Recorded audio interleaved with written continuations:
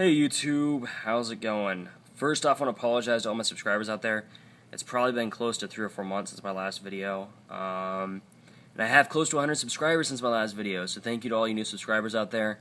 Throw some comments down in the bottom section of the video. Let me know if you guys like this kind of setup of the video, whether you guys want more how-tos in the future, what do you want. And this is actually a tank update. This is my first showing of this tank ever on YouTube, and you guys actually get to see it kind of first. I set it up yesterday evening after I went to the fish auction looking for some shell dwellers, and I hit the jackpot.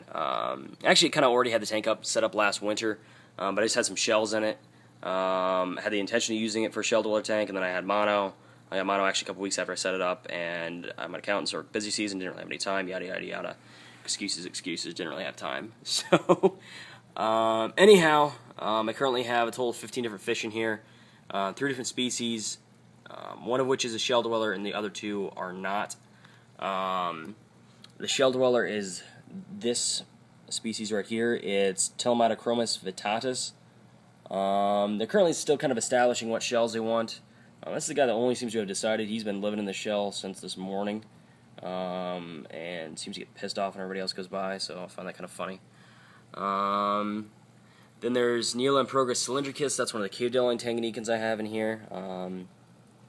That is that species right there. And then by far my favorite thus far is julidochromis transcriptus. There's one right here. They spend the majority of the time closer to the caves, but I love them because they have that blue dorsal fin that looks absolutely beautiful.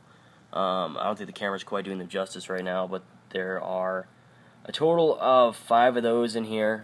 They spend more of their time hiding than the rest of them. The neolamprologus cylindricus, they spend all their time at the front of the tank. Every time I come over, it looks like they either want to be fed or they just want attention. I don't know, it's really funny.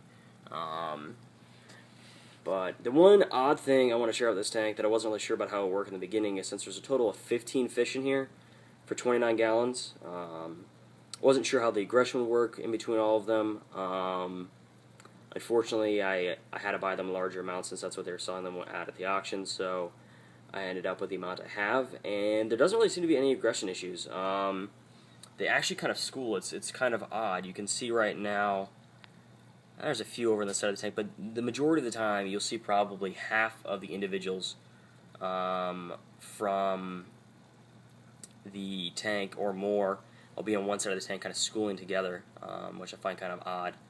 But thus far there seems to be little to no aggression, which I'm very, very happy with. The only aggression is in between the neolamprologus cylindricus, just in between their own species. They go after each other on occasion. There's only 4 in here, so I'm not really worried about aggression. But anyhow, thanks to all of you who has made it through this video. I have a couple other tank updates coming up for my other 2 tanks. Not really willing to show them off right now because they don't really look as good as I want them to at the moment. This tank actually is a little dirty still. You can see the water's pretty cloudy from the rescape yesterday. But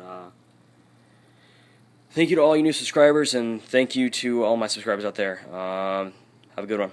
Bye.